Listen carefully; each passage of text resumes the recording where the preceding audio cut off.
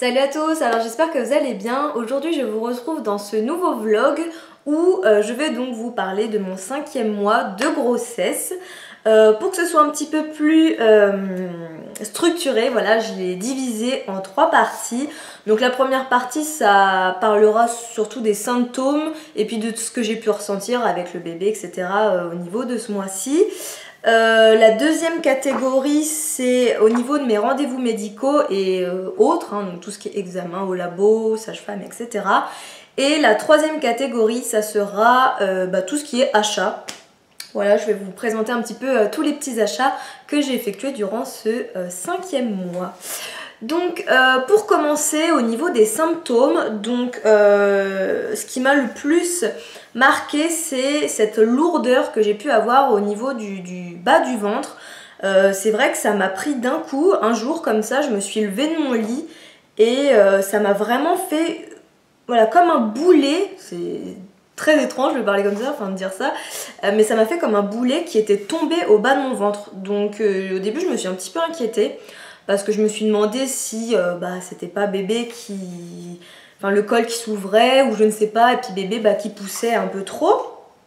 Bien entendu, vu que je n'y connais rien, voilà, tout de suite je me suis dit ça. Et ça m'a aussi engendré quelques petites douleurs, donc je prenais du Spasfon.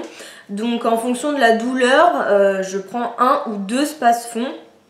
Donc faites bien attention aux prescriptions. Il me semble qu'il ne faut pas dépasser plus de 6 Spasfon en 24 heures, je crois.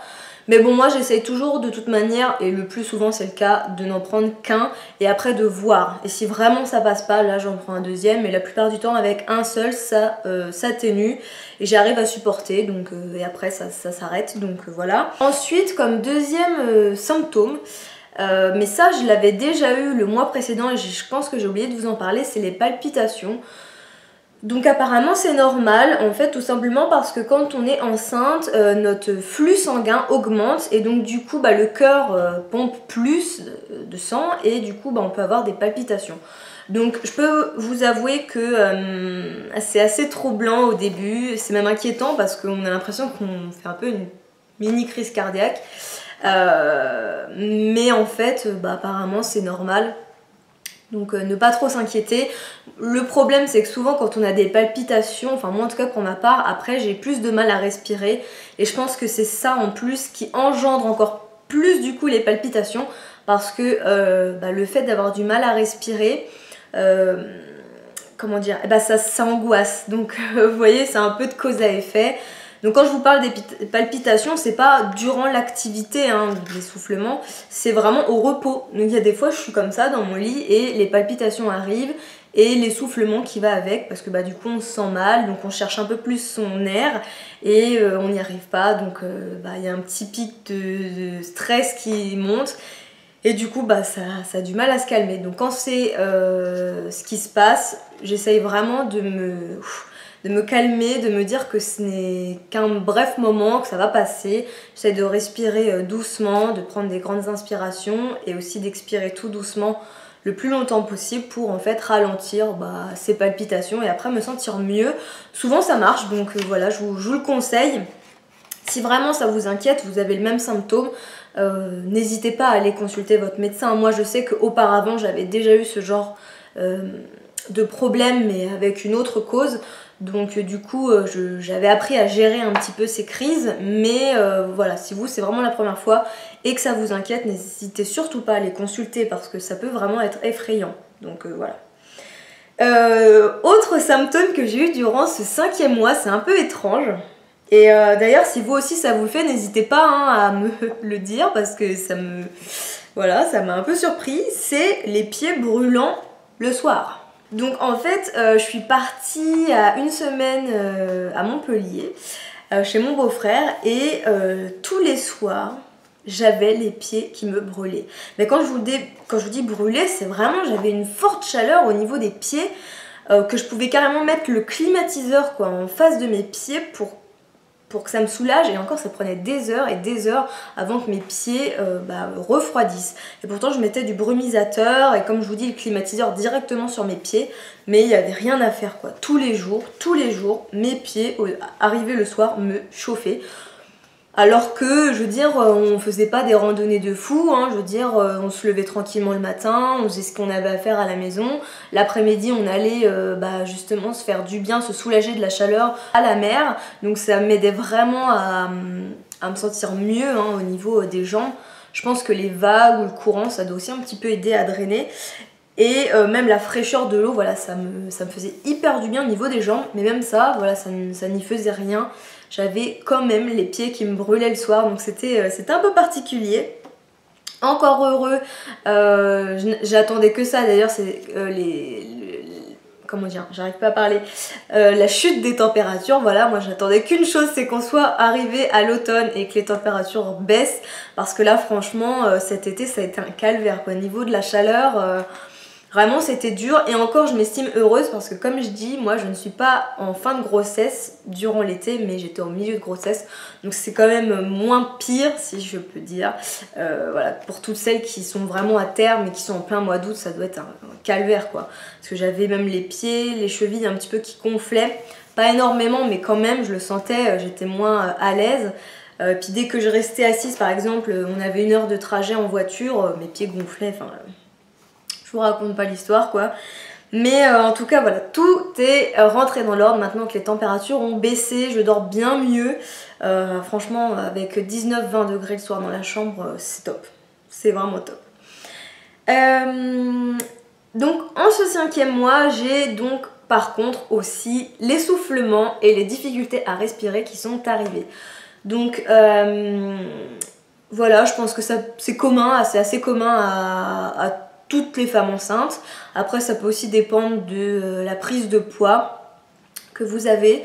Donc comme je vous dis, je vais vous faire une vidéo spéciale sur ma prise de poids, les vergetures, etc. D'ailleurs au niveau des vergetures, je n'ai toujours pas de vergetures au jour où je vous parle. Je croise les doigts pour que ça dure. Il faudra aussi d'ailleurs que je vous présente tous les produits que j'utilise pour éviter tout ça. Mais voilà, donc du coup j'ai eu plus de mal à retrouver mon souffle, etc. Mais après je me dis que la chaleur peut aussi énormément jouer là-dessus. Donc au jour d'aujourd'hui, il fait moins chaud et j'ai moins de problèmes d'essoufflement. Donc voilà, en tout cas... c'est assez commun je pense. Et par contre du coup en ce 5e mois aussi les brûlures d'estomac sont arrivées. Donc souvent les vieux trucs de grand-mère ont dit que si on a des brûlures d'estomac c'est parce que c'est les cheveux du bébé qui créent ça. Je ne pense pas hein. Néanmoins, en tout cas, moi je déteste vraiment tout ce qui est gaviscon et toutes ces mixtures à avaler. Franchement c'est tellement horrible que voilà, la sage-femme m'a proposé de m'en prescrire. Je lui ai dit non c'est bon, parce que en fait quand j'ai vraiment une brûlure d'estomac, qu'est-ce que je fais? Et ben je bois tout simplement un grand verre de lait froid et au bout de 10-15 minutes ça passe. Donc est-ce que vraiment c'est de cause à effet ou en réalité ça passe tout seul? Écoutez, je ne sais pas, mais moi en tout cas à chaque fois, c'est souvent le soir d'ailleurs que ça arrive, à chaque fois que j'ai eu des brûlures et que j'ai pris voilà, un grand verre de lait froid, après j'étais tranquille. Donc voilà, essayez ou dites-moi vous un petit peu vos astuces hein, pour, on va dire naturelles, pour limiter les brûlures d'estomac. Parce qu'au jour d'aujourd'hui, je suis dans mon 6e mois et j'en ai encore.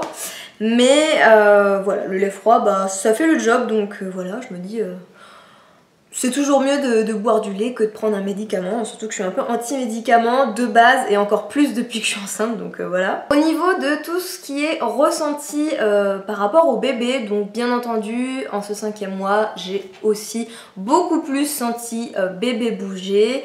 Il donne des coups vraiment plus...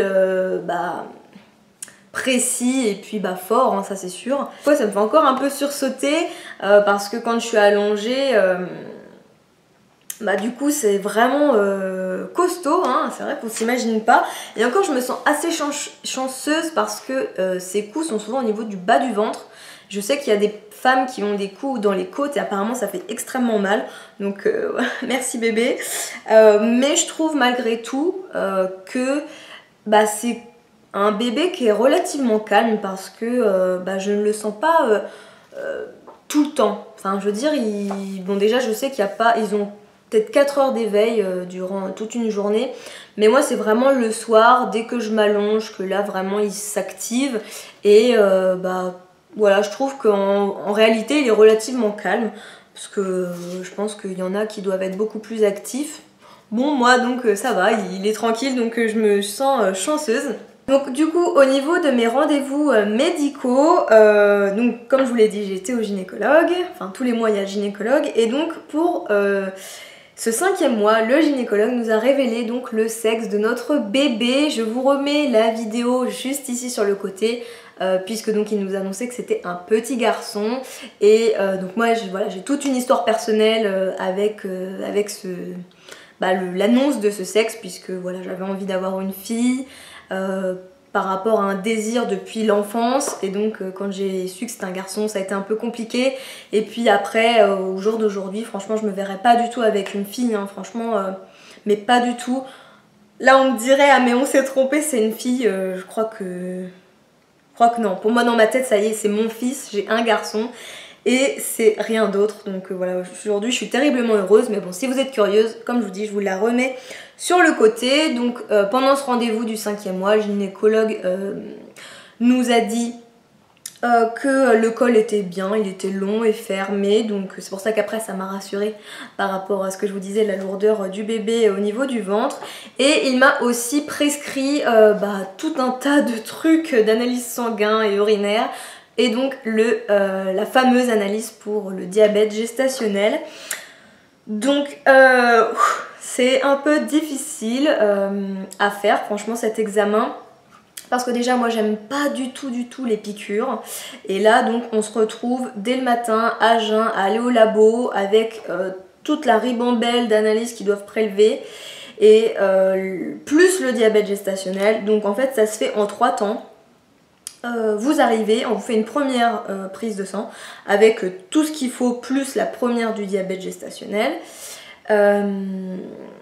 Ensuite ils vous font boire un flacon similaire à un flacon d'alcool désinfectant, vous savez, que vous achetez à Leclerc là, mais c'est du sucre, enfin du sirop de sucre hyper concentré, goût citron qui pique la gorge. C'est franchement j'ai eu du mal parce que ça me pique à la gorge, mais sinon au final c'est pas si pire que ça quoi.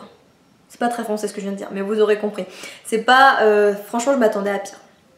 Je m'attendais à pire, mais c'est vrai que c'est assez difficile à boire tout d'un coup quoi. On n'a qu'une envie en plus, c'est de boire de l'eau juste après. Et hélas on ne peut pas boire d'eau juste après avoir bu ça, hein. Faut vraiment rester à jeun à partir du moment où vous commencez le test quoi, du diabète. Ensuite vous devez attendre 1 heure dans le labo, vous n'avez pas le droit de sortir. Et au bout d'1 heure vous retournez avec votre petite feuille devant la porte pour qu'elle vous reprenne une prise de sang. Vous retournez en salle d'attente et 1 heure après vous retournez les voir pour qu'elles vous reprennent encore une fois une prise de sang. Donc voilà, c'est vrai que c'est assez chaud quand on n'aime pas ça les piqûres, surtout qu'en plus on se sent pas spécialement bien. Donc moi je sais que j'avais un peu la tête qui tournait, j'avais pas la nausée mais je sentais que le produit avait envie de ressortir, c'était vraiment particulier, vraiment désagréable. Mais il fallait le garder quoi, donc parce que sinon il fallait tout recommencer. Moi c'était hors de question que je recommence le truc, mais voilà, après j'ai pas eu plus que ça de symptômes vis-à-vis de cette prise de sirop là. Le seul truc que je regrette c'est qu'en fait on est dans une salle d'attente au milieu de tout le monde, et franchement s'il y avait une petite salle à côté avec un endroit où on pourrait être un peu plus allongé, franchement ça serait sympa. Donc moi dans mon labo c'était pas le cas. Je sais qu'il y en a où vous pouvez être mieux installé, plus allongé, mais moi c'était pas le cas. Mais bon, tout est bien qui finit bien puisque j'ai eu les résultats et je ne fais pas de diabète gestationnel. Donc ouf. Étrangement je m'attendais à en faire parce que je me dis je suis quand même en surpoids etc. Pas que je mange mal hein, mais bon je sais pas. Bon, de base dans ma famille on fait pas de diabète ni rien, mais bon je me suis dit que j'allais pas y passer mais si en fait. Donc c'est que mon alimentation doit quand même être bonne. Et ensuite j'ai eu un rendez-vous avec, donc après le labo j'ai eu mon premier rendez-vous, juste après d'ailleurs, c'était le même jour. D'ailleurs on était au taquet parce que de 8 à 10 fallait qu'on ait fait voilà, l'ensemble des prises de sang pour le diabète gestationnel, et à 10 h j'avais mon rendez-vous pour la sage-femme. Et c'était mon premier entretien avec elle pour en fait discuter un petit peu de ce que j'attendais des séances de préparation à l'accouchement. Vous remplissez aussi un questionnaire sur comment vous mangez. Elle vous donne des fiches sur comment bien s'alimenter, quels aliments à éviter pour la toxo, pour la listeria et autre chose je crois. Et donc elle vous parle aussi de comment se passent les rendez-vous théoriques et les rendez-vous, les cours on va dire pratiques pour la préparation à l'accouchement, sachant que moi pour les cours pratiques j'avais le choix entre 4 choses, la sophrologie, le yoga, l'hypnose et la piscine, et moi j'ai choisi la piscine. Je me suis dit que ça serait plus sympa, puis en plus tout ce qui est sophrologie, yoga, je pense que ça m'aurait un peu ennuyé. Et puis donc là on a déjà notre premier rendez-vous pour le premier cours théorique qui est, je ne sais plus d'ailleurs, tout ce qui parle du travail, voilà, du travail avant d'aller à la maternité. Le deuxième il me semble que c'est retour de couche, suite je sais pas quoi, le troisième c'est allaitement et le quatrième c'est respiration et poussée, donc pour le jour J c'est le dernier quoi. Donc voilà, donc très gentil, hein. J'avais un peu peur de tomber sur quelqu'un d'assez rustre et puis avec qui le feeling passe pas, et en fait si, adorable, donc je suis super contente. J'ai enfin la chance par rapport, enfin une fois dans ma vie par rapport à toutes mes autres expériences, de tomber sur l'ensemble on va dire d'une équipe médicale vraiment sympa, donc voilà. J'espère que ça continuera jusqu'au bout. Donc du coup voilà, j'ai fini de vous parler de tout ça, je vais pouvoir passer aux achats, donc je vous montre ça tout de suite. Donc au niveau des achats qu'on a réalisés durant le 5e mois, on a eu des petits coups de cœur. Donc il y a des petites choses que je vous ai déjà présentées dans la vidéo de l'annonce du sexe, comme cette petite tenue qui me fait vraiment trop craquer. En fait c'est, je vous la remonte, c'est juste un petit pull tout beige, donc c'est du 3 mois, hein, j'ai pas pris en un mois. Au cas où je me suis dit, je sais pas comment on habille un bébé en un mois part en pyjama. Mais je pense que je vais quand même le reprendre en un mois parce que j'ai vraiment eu un gros coup de cœur. Bref, c'est un petit pull beige avec un espèce d'effet matelassé, une petite étiquette trop mignonne. Juste ici, et en fait vous avez, puisque c'est un ensemble, un petit bas qui fait une imitation de jean. Donc je suis désolée, j'ai un peu de mal. Voilà, je vous montre ça comme ça. Voilà. Avec le petit pull beige, franchement je trouve ça trop mignon. Je trouve ça trop mignon, je le vois déjà dedans et j'adore. Donc je l'ai eu à Kiabi de toute manière, comme d'habitude je vous remets tous les liens en barre d'infos, ne vous inquiétez pas. On a aussi pris à Kiabi un super joli, trop mignon petit pyjama qui, si vous l'avez vu dans mes autres vidéos, est dans le thème Fox, donc le petit renard. Parce qu'on a déjà la petite boîte en fait avec ce petit renard, et du coup quand on est retourné à Kiabi et qu'on a vu qu'il y avait, enfin qui faisait ce petit pyjama aussi, on l'a pris. On s'est dit franchement il est trop mignon, donc c'est un pyjama en velours. Vu qu'il va naître en hiver, je privilégie les pyjamas en velours, hein, bien entendu.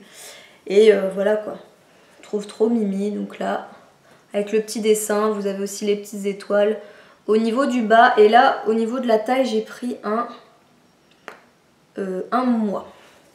Voilà, pour quand même pouvoir le mettre dès la naissance, parce que c'est vrai que je prends quand même plusieurs petites choses en 3 mois, mais bon, si je pouvais déjà l'habiller à sa sortie, ça serait déjà pas mal quand même. Et c'est pas très cher hein, Kiabi, donc franchement pas mal. Et du coup, on en a aussi profité pour prendre la sortie de bain, parce qu'on l'a trouvée trop mignonne. Donc ça c'est le gant, non, à l'envers, ça c'est le gant. Et là, c'est un carré de serviette avec la petite capuche. Donc vraiment trop chou, et puis la qualité est très agréable, très bonne, enfin en tout cas pour ma part. Hein. Il n'y a pas de petites bouloches, je les ai déjà lavées et tout est, voilà, tout s'est bien remis, parce qu'il y a des fois je lave des trucs et ça ressort, c'est un peu de traviole, donc je sais pas si c'est moi ou si c'est le textile qui ne tient pas la chaleur de la machine à laver. Pourtant je mets pas ça très chaud, mais voilà. En tout cas là ça n'a pas bougé, et je trouve que l'ensemble voilà, est vraiment très mignon. Et pareil, ça n'a pas coûté très cher. D'ailleurs, à Kiabi, je ne sais pas si vous êtes au courant, mais vous pouvez ouvrir un livret de maternité et tout ce que vous achetez jusqu'au 1 an de votre enfant se cumule et au 1 an, vous recevez un bon d'achat de 10% du montant total de ce que vous avez acheté dans leur magasin. Donc je trouve ça plutôt sympa parce que du coup, bah, je sais pas, par exemple, si j'ai acheté énormément, enfin 300 €, normalement j'aurais un bon d'achat de 30 €. Si je dis pas de bêtises. Voilà, donc c'est plutôt sympa parce que du coup après bah, vous avez juste à y aller avec votre petit bon voilà, que vous avez reçu et puis acheter autre chose pour votre bébé. Donc je trouve ça plutôt pas mal. Renseignez-vous de peut-être un peu mieux dans votre Kiabi, mais moi en tout cas je sais qu'on m'avait raconté quelque chose comme ça. À Kiabi toujours, on a craqué pour ces trop choupies petites chaussettes. Donc c'est un ensemble, hein. Quand vous l'achetez elles sont toutes les deux et voilà. Je les trouve trop mignonnes. Pourtant je suis pas très fan de Winnie, enfin je veux dire je suis pas, c'est pas mon délire, c'est vrai qu'il y en a, enfin moi je me souviens de ma soeur par exemple, quand mon neveu est né elle était beaucoup Winnie, moi pas spécialement, je trouve ça super mignon mais bon sans plus, enfin je veux dire je vais pas faire une collection Winnie, mais ça franchement je trouve que c'était trop mignon, j'ai craqué. Mais faites bien attention parce que les premières que j'ai achetées, elles étaient abîmées, j'ai dû retourner les échanger. Au niveau des coutures, là, ça buguait, donc voilà, faites attention. J'ai aussi pris ce mois-ci, quand on a découvert le sexe, et je vous les ai montrés aussi dans cette vidéo-là d'ailleurs, les petits chaussons lapins, donc je vous les remontre ici. Donc voilà, ils sont dans une boîte comme ceci. Et ils sont avec des petits grelots, ils sont trop mignons, ultra doux. Ils sont assez grands, normalement c'est adapté pour les pieds de 0 à 3 mois. Mais bon, il y a plusieurs commentaires où j'ai vu que c'était faux, on ne pouvait pas les mettre jusqu'à 3 mois. Néanmoins pour moi c'était vraiment histoire de marquer le coup, j'ai vraiment adoré et je les trouve trop chou. Donc c'est de la marque Doudou et compagnie. Voilà, c'est Doudou Bonbon. Bon ça coûte un peu cher pour ce que c'est, mais nous on avait vraiment envie de se faire ce petit cadeau. Donc voilà. Et on les a eu à Aubert. Autre petit achat qu'on a fait du coup à Aubert en même temps, c'est ce petit thermomètre qui fait thermomètre ambiant et thermomètre de bain. Donc normalement quand vous le mettez comme ça fait thermomètre ambiant, et quand vous le mettez allongé ou comme ça fait thermomètre de bain. Donc voilà, quand c'est trop chaud, il me semble que là vous avez le petit point qui s'allume en rouge. Et puis c'est tout. Mais franchement on l'a trouvé trop mignon, il n'a pas coûté énormément cher, je crois qu'il a coûté une dizaine d'euros. Donc moi j'ai craqué, j'ai trouvé ça plus sympa que les thermomètres fleurs de chez B.A.B.A. je crois. Je trouvais que ça changeait, et puis même après par la suite, voilà, quand il est plus grand et puis qu'on l'utilise plus pour le bain, vous pouvez facilement le poser sur une petite étagère dans sa chambre pour voir combien il fait et ça fait mignon quoi. Donc franchement j'ai craqué. À Aubert, du coup je vous finis la sélection Aubert, j'ai aussi acheté ce matelas allongé. Donc là vous n'allez pas le voir mais bon c'est un matelas standard au niveau de la taille et au niveau des motifs. Donc là vous avez des petits triangles gris et des petits triangles verts. Je trouvais que ça allait bien aller avec cette petite... ce petit sac que j'ai acheté sur Verbaudet. D'ailleurs en ce 5e mois j'ai aussi fait une grosse commande Verbaudet. Je vous remets le lien juste ici parce que je vous ai présenté tous les articles que j'ai achetés. J'avais acheté quoi, des bodys, des trucs déco comme ça avec le sac, j'ai acheté une étagère, la boîte que vous voyez aussi juste au dessus qui est une boîte nuage, j'ai acheté une gigoteuse, des draps, enfin vraiment voilà, j'avais pris même des vêtements pour moi, donc je vous conseille d'aller la voir si vous manquez d'idées parce que là je vous ai vraiment tout présenté sauf la table à langer que je n'ai toujours pas reçue, que j'ai commandé en même temps. Mais bon, on croise les doigts, elle va arriver. Mais pour en revenir sur mon matelas allongé, voilà, je l'ai pris à Verbaudet, n'importe quoi, à Aubert. Parce que je trouvais que du coup ça allait bien aller avec le petit sac de rangement que j'ai acheté là-bas. Et il est assez molletonné. J'ai pas pris le plus cher, mais j'ai pas pris le moins cher non plus. J'ai pris surtout celui qui me plaisait, celui qui me paraissait relativement quand même confortable. Donc faites bien attention parce que moi je me suis fait avoir. Sur l'étiquette en fait vous avez le prix en gros là de 31 € et le petit prix juste à côté de 39 € et du coup vu que l'autre est plus gros bah je me suis dit oh bah ça va 31, bon c'est encore raisonnable. Bon c'est que vous allez me dire c'est que 8 € de plus mais bon psychologiquement 40 € pour un matelas bah voilà quoi. Mais bon je ne regrette pas quand même, je le trouve vraiment très très beau, j'ai hâte de recevoir ma table à langer pour l'installer dessus et vous montrer ce que ça donne dans un futur room tour. Derniers achats que j'ai fait pour ce 5e mois, c'est un lait de toilette intime parce que du coup je commence à acheter des petites choses pour la valise de maternité et bah voilà, il y avait marqué sur la liste gel intime, donc j'ai pris ça, Cadom. J'ai pris quoi?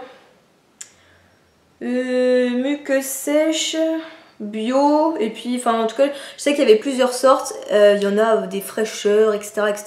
Moi j'ai pris le classique tout doux à l'huile d'amande douce il me semble, oui c'est ça, et au beurre de karité parce que je me dis ça va pas du tout être le moment d'agresser cet endroit là à ce moment là. Donc voilà, c'est un petit flacon pompe, c'est vrai que je n'en utilise pas au quotidien dans ma vie de tous les jours hein. Je nettoie avec du savon normal parce que j'ai pas de problème de ce côté là, mais bon c'est vrai que là j'ai quand même préféré jouer en tout cas à la douceur et la sécurité pour cette période là. Donc je vous dirai ce que j'en pense. Il me semble que j'avais senti l'odeur était un peu particulière. Ouais, l'odeur est assez forte parce qu'en fait il y a du cranberry à l'intérieur, ça fait un peu vous savez produit détergent, enfin c'est un peu étrange. Enfin moi je trouve, après sentez hein, dans les magasins où vous dévissez juste un peu et puis vous sentez. Mais bon, je pense que c'est parce que je suis pas habituée, mais ils doivent tous avoir un petit peu cette odeur là. Bon voilà, néanmoins j'ai fait ma BA, j'ai acheté mon premier produit pour ma valise de maternité. Et donc là mon dernier achat que j'ai effectué durant ce 5e mois en grande surface c'est les couches. Voilà, mais j'ai pris la taille 2. Puisqu'en fait on avait une super promo de 3 paquets. Donc en fait vous en achetiez 2, vous en aviez un offert, il me semble, quelque chose comme ça. Donc du coup mon chéri et moi on a sauté sur l'occasion parce que du coup ma soeur m'a clairement dit de faire des réserves de couches avant même qu'ils naissent. Niveau budget ça allait être quand même plus pratique, puis voilà aussi même au niveau voilà, pratique à la maison quand vous vous apercevez qu'il va bientôt passer d'une taille à l'autre, c'est quand même mieux d'avoir en tout cas sous la main.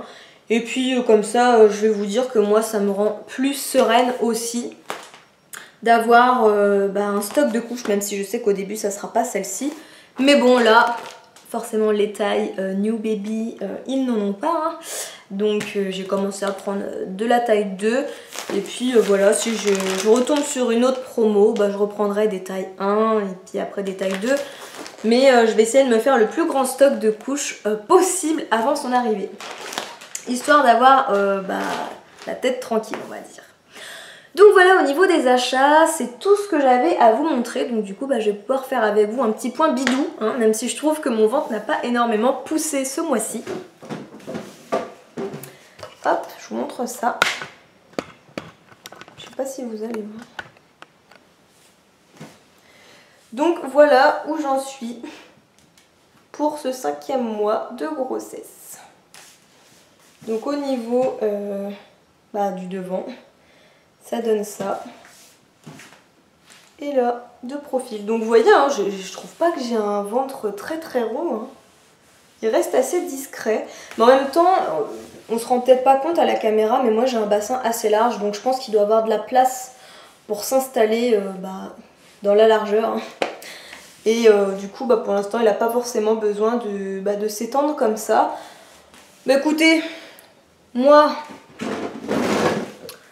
ça me convient parce que du coup pour l'instant je n'ai pas encore énormément de vergetures comme je vous disais juste avant.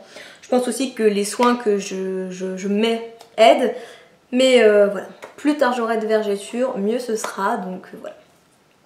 En tout cas ça m'a fait très très plaisir de filmer cette vidéo avec vous aujourd'hui pour vous parler de mon 5e mois. Je vais arriver à finir cette vidéo. Si vous avez voilà, des petites anecdotes, des petits commentaires à faire sur tout ce que je vous ai dit, n'hésitez pas à me les laisser sous la vidéo. Si vous voulez me retrouver sur Instagram ou Facebook, parce que voilà, je poste aussi des petites choses sur ces réseaux sociaux que des fois j'oublie de vous dire ou de vous montrer en vidéo, n'hésitez pas à m'y rejoindre, tout est indiqué. Donc écoutez, je vous fais plein de gros bisous et je vous retrouve bientôt dans une prochaine vidéo. Ciao ciao.